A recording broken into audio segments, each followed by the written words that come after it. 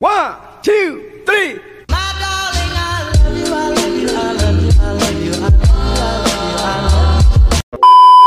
Hai, Assalamualaikum. Kami dari kelompok 4 akan mempresentasikan hasil diskusi kami yang berjudul Perkembangan Sosio-Emosi Masa Dewasa Tengah. Selamat mendengarkan. Dan materi pertama akan disampaikan oleh Saudari Hoyrunisa. Baiklah teman-teman, saya akan menjelaskan tentang materi pertama, ialah latar belakang perkembangan psikososial. Para ilmuwan perkembangan memandang perjalanan dari perkembangan psikososial di masa dewasa tengah dalam beberapa cara. Yang pertama, secara objektif, di mana mereka melihat pada berbagai arah atau jalan. Yang kedua, secara subjektif, mereka melihat pada bagaimana individu membangun identitas dan kehidupan mereka. Yang kedua, tentang kekayaan emosi manusia. Emosi diciptakan oleh Allah untuk membentuk manusia yang sempurna. Al-Quran dan hadis banyak membahas tentang berbagai jenis ekspresi emosional manusia ketika menghadapi atau mengalami sesuatu. Ekspresi yang ditampilkan sangat kaya, termasuk emosi primer dan emosi sekunder. Materi selanjutnya akan dijelaskan oleh Saudari Indah Agustina. Pengaturan emosi. Dalam sebuah hadis, seorang muslim dianjurkan untuk mengendalikan amarahnya. Sebagaimana sabda Rasulullah, barang siapa mampu menahan amarah padahal dia mampu untuk melampiaskannya, maka Allah Subhanahu wa taala akan menyuruh di hari kiamat nanti hingga dia bebas untuk memilih bidadari yang dia suka. Hadis riwayat Abu Daud dan At-Tirmizi. Selain itu, Islam juga mengajarkan agar manusia tidak berlebihan dalam meluapkan emosi. Intensitas emosi yang terlalu tinggi dapat membuat seorang kehilangan kontrol diri, baik emosi negatif maupun emosi positif. Ikatan emosional.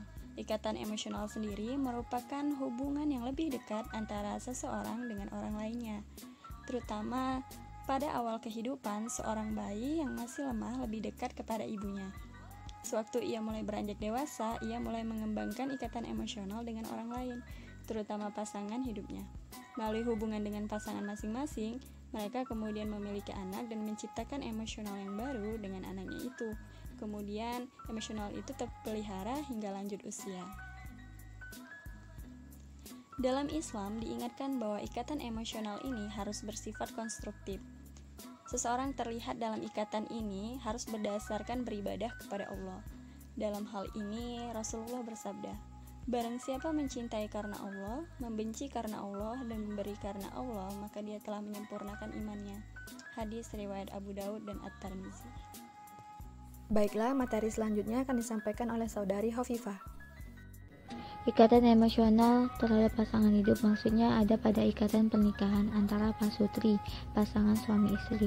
Biasanya pasutri akan memiliki ikatan emosi yang kuat atau meregang tergantung konteks kehidupan yang dialami oleh individu pada masa dewasa menengah. Dalam Al-Quran sendiri telah dijelaskan pada surah Ar-Rum ayat 20-21 yang maksudnya di sini adalah pertalian kasih di mana individu tersebut mempertahankan kedekatan satu sama lain. Oke, selanjutnya adalah ikatan emosional orang tua terhadap anaknya. Pada usia dewasa menengah ini, seseorang seharusnya telah siap menjadi orang tua.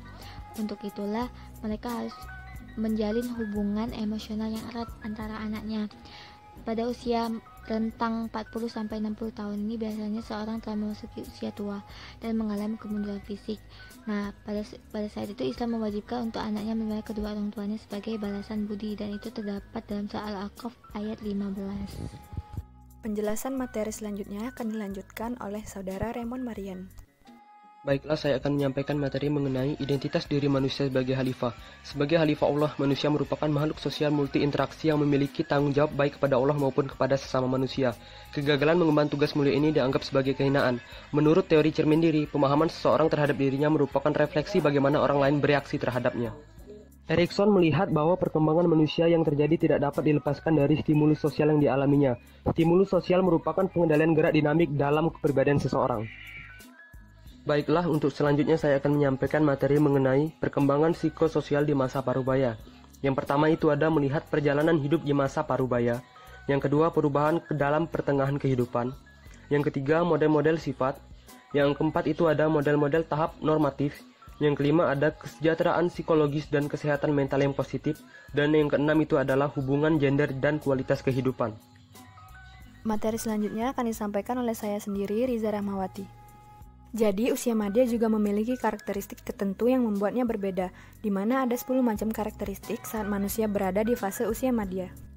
Selanjutnya, terdapat berbagai teori mengenai tahap perkembangan orang dewasa. Ada 2 tokoh yang mengemukakan pandangan mengenai krisis perkembangan pada masa dewasa tengah. Yang pertama adalah teori dari Erik Erikson. Menurut pandangannya, orang dewasa akan dihadapkan pada hasrat ingin mewarisi sesuatu dari dirinya kepada generasi selanjutnya. Yang kedua adalah teori dari Levinson. Menurut Levinson, transisi menuju dewasa menengah berlangsung selama 5 tahun. Usia setengah baya merupakan masa krisis karena bergantung antara masa lalu dan masa depan. Krisis tersebut dipicu oleh peristiwa hidup seperti kehilangan pekerjaan, masalah finansial, atau penyakit. Nah, baiklah, materi terakhir akan disampaikan oleh saudari Tasya Oksarina. Baik, saya akan melanjutkan materi selanjutnya mengenai penyesuaian sosial. Pada kehidupan di masa usia madya, bagi pasangan suami istri yang tanggung jawab untuk keluarganya berkurang dan status ekonomi meningkat, kecenderungan lebih banyak terlibat dengan kegiatan sosial. Bagi kaum wanita, kegiatan sosial dapat menghilangkan kesepian. Kegiatan sosial yang dilakukan biasanya berkumpul dengan teman, apabila telah mencapai akhir 40-an. Saat umur 60-an, terjadinya penurunan dan berkurangnya pendapatan pensiun, maka akan lebih banyak berkumpul dengan kerabat keluarga terdekat. Semakin tinggi tingkat ekonomi, akan lebih efektif dibanding yang rendah, sebab sebagian kontak sosialnya hanya dengan keluarga dan tetangga. Yang mana, ini merupakan masa periode isolasi menurut pakar dalam Harlock 1980. Bahaya personal dan sosial bagi orang madya. Bahaya personal. Terdapat 6 bahaya personal dalam menyesuaikan diri dengan peran dan gaya hidup baru yang dianggap umum dan serius. 1. Diterimanya kepercayaan tradisional. 2. Idealisasi anak muda. 3. Perubahan peran. 4. Perubahan keinginan dan minat. 3. Simbol status. 6.